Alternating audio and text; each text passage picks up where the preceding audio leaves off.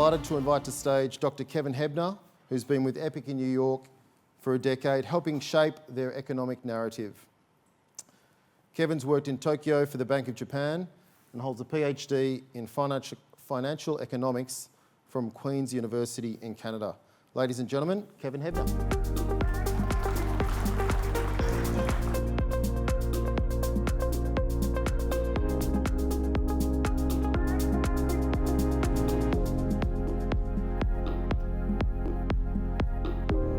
Thank you very much for your time this afternoon. Building on the comments that Bill was making about the fractured world, we've had quite a few decades where the US has been the global hegemon. Hegemon's a polite word for empire, where the US was the sole power in terms of economics, technology, and defense. We're now in a quite different world, as Bill explained. It's fractured. In particular, the key catalyst for this new world, it wasn't Trump being the disruptor, it was the rise of China, sort of since Deng in '78, but most recently in the last 25 years with China joining the WTO.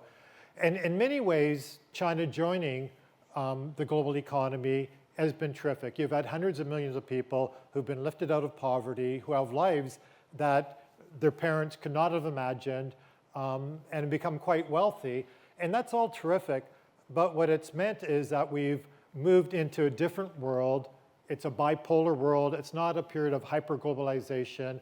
The US, rightly or wrongly, views China as an existential adversary, and that changes the way the US views the world. In particular, the key economic priority of President Trump is to rebalance the US economy in recognition of the rise of China and the challenges it faces. So the rebalancing means bringing jobs back to America, reducing vulnerabilities and choke points in terms of semiconductors, rare earths, drones, batteries, all the industries of the future. Bill mentioned income inequality. Income inequality in the United States soared from 2000 when China joined the WTO.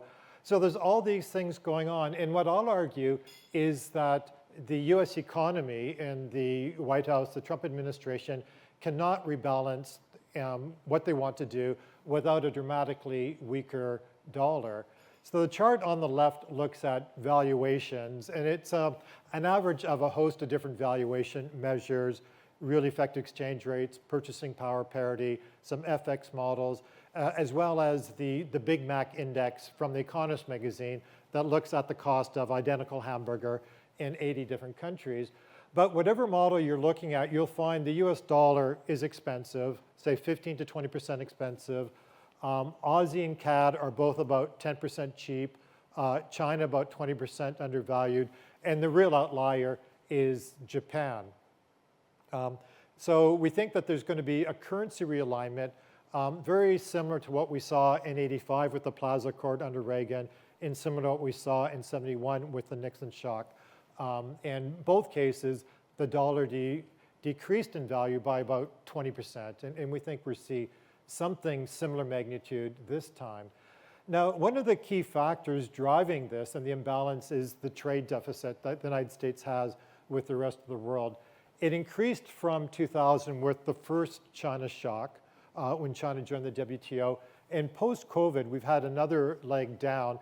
And this is as China moves up the value chain with the Made in China 2025 strategy that China started implementing 10 years ago, but to dominate industries of the future, batteries, AVs, EVs, drones, shipbuilding, a host of industries that will be important in the future. In many cases, these industries were invented in the United States, but the US has exported, outsourced the production of these, and in many cases, the US has forgot how to build things, even the things that they invented decades ago. So this is a key factor, and one of the strange things about this is you learn in uni, in Eco 101, that if you have a big trade deficit, the equilibrating mechanism to fix that is that your currency weakens. Your currency weakens so you can export more, import less, and the trade deficit disappears. But what Stephen Moran emphasizes, Stephen Moran is the person who this week became a governor of the Federal Reserve. He's chair of the Council of Economic Advisors within the White House. What he emphasizes is we've had this process where the deficit gets worse and worse, but the US dollar keeps appreciating. And so why is that happening? And the view of the White House is this is happening because there's an insatiable demand from Asia, particularly Asian central banks, the People's Bank, BOJ, BOK, and so forth, for US treasuries. They keep buying treasuries, driving the value of the US dollar up and driving the value of their own currencies down. And that this has caused the imbalances. And so given it's a structural problem, you have to look at structural solutions to it. And so that's what the White House is concerned. Markets aren't going to take care of it, and they need policies. So for the first 9 months of the Trump presidency, they focused what we call stage one. So tariffs, encouraging countries to open their markets to US exports, encouraging countries to increase defense spending, with some of those dollars going to procurement from US defense primes. And sort of a host of measures like that. What we think now is we're entering the second stage of Trump's policies that are going to be more focused not on the real economy, but on the financial economy, the treasury market, and particularly the US dollar. So we talk about this a little bit, and these policies, which Stephen Moran, the Fed governor, has talked a lot about, would include FX intervention. So for example, in dollar China, the fix every day is set by the People's Bank of China in Beijing. So why should dollar China only be fixed in China? Why not also in DC? If we have capital flows from Asia, particularly China, driving the value of the dollar, why can't we start impeding those? For example, you could have a unilateral swap of a 2-year treasury that the People's Bank has bought, swap it into a 100-year. Or you could tax the coupons and the principal when they're remitted to Beijing. These are things that they're talking about. And the reason why Trump is so determined to take control of the Fed is once you have the Fed, you have the Fed's balance sheet, you have the Fed's control of swap lines, the Fed's control of FX markets. It gives you a lot of ability to determine where the dollar's going and what's happening with capital flows. And so if we get this, in our view, it's a high conviction view that by the end of the Trump administration, the USD is 15 to 20% lower than it is today. If it does happen, what does that mean for markets? The chart on the left looks at the relation between the US dollar and relative performance of emerging markets. Over the last 3 decades, they're 90% correlated. So if you get a weaker dollar, it means EMs outperform other markets. Broadly, it means cyclical markets outperform.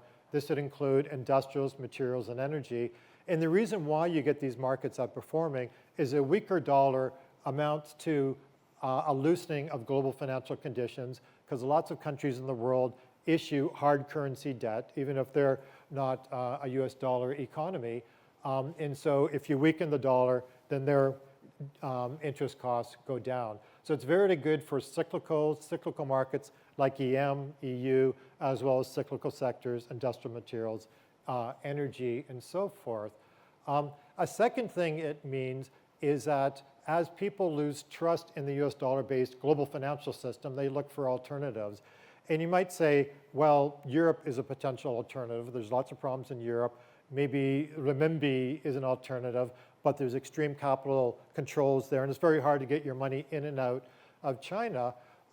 So people start looking at, say, commodity-backed currencies, so gold and silver.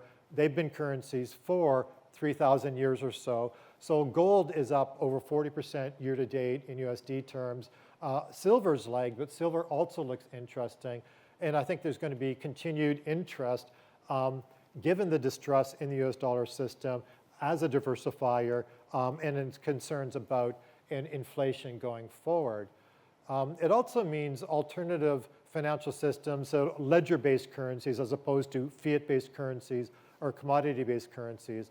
So this could include Bitcoin, could include stable dollars, and could include other types of crypto. The Trump administration is all in on crypto with the Genius Act passed last month, with Trump's, two of his sons leading the charge with crypto. So there's a lot of activity going on. It's hard to know how much of this is going to be successful, how much is real, how much is a pure grift, but I think it's interesting, and it reflects the concerns about the US dollar, the lack of trust, and I think, as Bill mentioned, this is not something that's going to change anytime soon. In terms of interest rates, people are concerned that interest rates will go up if you have a US policy intentionally impeding capital flows into the country. But at least in '85, when something similar was happening, interest rates went down. In 1971, interest rates went down. And so far this year, interest rates have gone down. There's been a curve steepening, but I don't think we need to worry so much about interest rates. For Australian-based investors with USD exposure, it's critical to be thinking about hedging. So for over a decade, we've had the US dollar appreciating. So if you're an Aussie-based investor, you have USD assets, you've had this nice tailwind from the currency. And so at least in ex-post terms, the brilliant strategy was to do nothing. Going forward, you're taking a lot of currency risk.